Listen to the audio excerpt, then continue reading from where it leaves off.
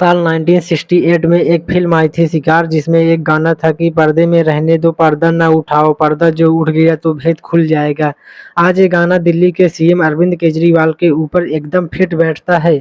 आज हम दिल्ली के मुख्यमंत्री अरविंद केजरीवाल के दिव्य, शानदार और भव्य बंगले से पर्दा उठाएंगे।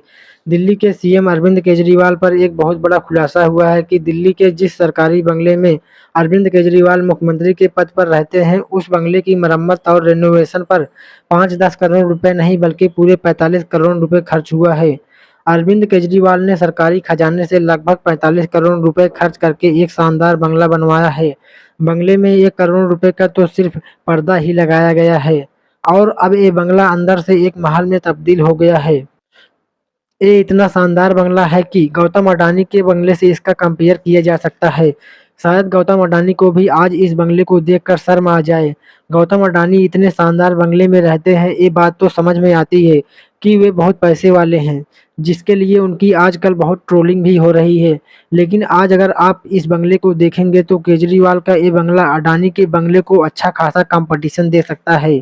केजरीवाल को एक दिन के लिए इस बंगले को दिल्ली की जनता के लिए छोड़ देना चाहिए, ताकि दिल्ली की जनता बंगले के अंदर जाकर देख सके कि उनके मुख्यमंत्री कितने शानदार बंगले में रहते हैं और दिल्ली के आम आदमी के लिए कितने संघर्ष कर रहे हैं। दरअसल दोस्तों, वर्ष 2014 में जब अरविंद केजरीवाल दिल्ली के मुख्यमंत्री बने थे तो उनको टाइप 5 का एक बंगला अलॉट किया गया था।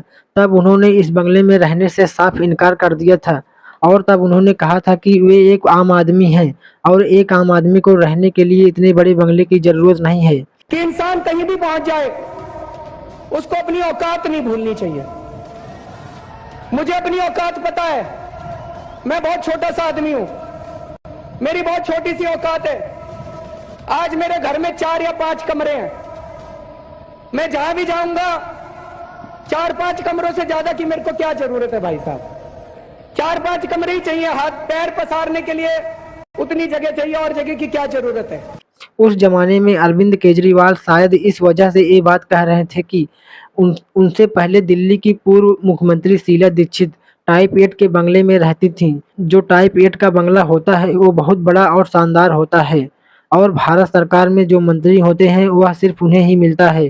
शीला दीक्षित जो एक बड़े बंगले में रहती थी, उनके सामने केजरीवाल एक नई राजनीति लेकर आए थे, आम आदमी की राजनीति, जो खुद भी बताते थे कि मैं भी दिल्ली के एक आम आदमी की ही तरह हूँ और शायद इसलिए उन्होंने कहा कि मैं इतने बड़े बंगले में नहीं रहूँगा।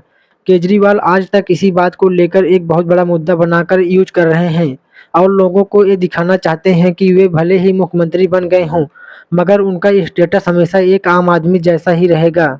जैसे दिल्ली का एक ऑटो रिक्शा वाला रहता है, एक आम आदमी अपना जीवन जैसे व्यतीत करता है, वैसे ही केजरीवाल भी रहेंगे। यानी केजरीवाल ने कहा कि मैं नेता जरा दूसरे किस्म का हूँ और उस समय दिल्ली के लोगों ने केजरीवाल के ये सारी बातें भूल गए।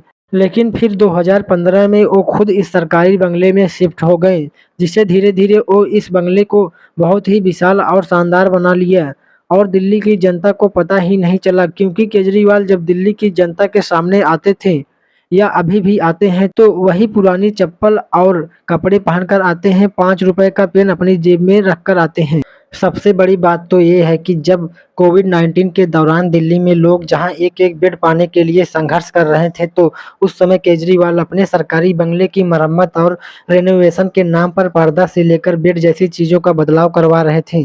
केजरीवाल के बंगले में 8-8 लाख रुपए का तो सिर्फ पर्दा ही लगाया गया है। सभी पर्दों को मिलाकर 1 करोड़ रुपए से ज़्यादा तो सिर्फ पर्दों का खर्च बैठता है। इसके अलावा जो मार्बल्स लगाया गया है उसको वियतनाम से मंगवाया गया था। इस मार्बल की कुल कीमत 1 करोड़ 15 लाख रुपए है। इस मार्बल की फिटिंग भी अलग तरीके से कराई जाती है। कुल मिलाकर केजरीवाल ड्रामेबाज में सबका बाप निकला।